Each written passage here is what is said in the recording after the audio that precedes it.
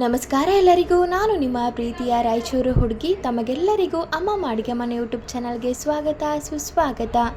ಇವತ್ತಿನ special recipe ಏನಪ್ಪ ಅಂದರೆ ರೊಟ್ಟಿ ಅಥವಾ ಅನ್ನಕ್ಕೆ ಸೈಡ್ ಡಿಶ್ ಆಗಿ ನೆಂಚ್ಕೊಂಡು ತಿನ್ನುವಂತಹ ಬದನೆಕಾಯಿ ತವಾ ಫ್ರೈನ ಯಾವ ರೀತಿ ಮಾಡೋದು ಅಂತ ನೋಡ್ಕೊಂಡು ಬರೋಣ. ಮೊದಲಿಗೆ ಈ ರೆಸಿಪಿನ ಮಾಡಲಿಕ್ಕೆ 4ರಿಂದ 5 ಮೀಡಿಯಮ್ ಸೈಜಲ್ಲಿರುವಂತಹ ಬದನೆಕಾಯಿನ ತೊಗೊತಾ ಇದ್ದೀನಿ. ಈ ಬದನೆಕಾಯಿನ 2ರಿಂದ 3 ಬಾರಿ ಸ್ವಚ್ಛವಾಗಿ ತೊಳೆದು ಅದನ್ನು ರೌಂಡ್ ಆಗಿರುವಂಥ ಶೇಪಲ್ಲಿ ಕಟ್ ಮಾಡ್ಕೋಬೇಕು. ಅದಾದಮೇಲೆ ಮತ್ತೊಂದು ಕಡೆ ಒಂದು ಪ್ಯಾನ್ ಕೂಡ ಕಾಯಲಿಕ್ಕೆ ಇಟ್ಟಿದ್ದೆ, ಅಥವಾ ಒಂದು ದೋಸೆ ಹಂಚನ್ನು ಕೂಡ ಕಾಯಲಿಕ್ಕೆ ಇಟ್ಟಿದ್ದೆ.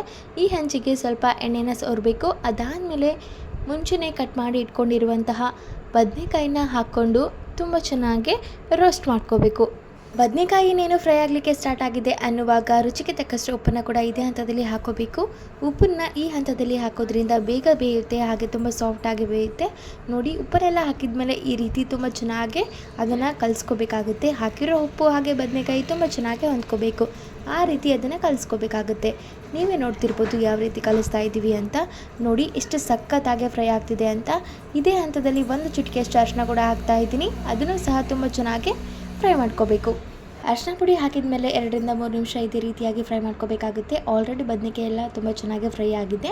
ಕಂಪ್ಲೀಟಾಗಿ ಫ್ಲೇಮ್ ಆಫ್ ಆದಮೇಲೆ ನೀವು ಅಚ್ಕಾರದ ಪುಡಿನ ಹಾಕೋಬೇಕು.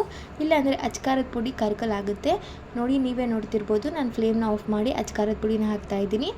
ನೋಡಿ, ಅಚ್ಕಾರದ ಪುಡಿ ಹಾಕಿದ ಮೇಲೆ ಈ ರೀತಿ ತುಂಬ ಚೆನ್ನಾಗಿ ಕಲಿಸ್ಕೋಬೇಕು.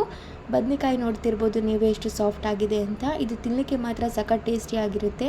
ರೊಟ್ಟಿ ಆಗಿರ್ಬೋದು, ಅನ್ನಕ್ಕಾಗಿರ್ಬೋದು, ಒಳ್ಳೆ ಸೈಡ್ ಡಿಶ್, ತುಂಬ ಸಖತ್ತಾಗಿರುತ್ತೆ. ಸೊ ನೋಡಿದ್ರಲ್ಲ, ಇದಾಗಿತ್ತು ಇವತ್ತಿನ ಹೆಲ್ದಿ ಆ್ಯಂಡ್ ಟೇಸ್ಟಿ ರೆಸಿಪಿ. ಈ ರೆಸಿಪಿ ನಿಮಗೇನಾದರೂ ಇಷ್ಟ ಆಗಿದ್ದರೆ ಅಮ್ಮಮ್ಮ ಅಡುಗೆ ಮನೆ ಯೂಟ್ಯೂಬ್ ಚಾನಲನ್ನು ಲೈಕ್ ಮಾಡಿ, ಶೇರ್ ಮಾಡಿ, ಕಮೆಂಟ್ ಮಾಡಿ ಹಾಗೂ ಸಬ್ಸ್ಕ್ರೈಬ್ ಮಾಡಿ. ಧನ್ಯವಾದಗಳು.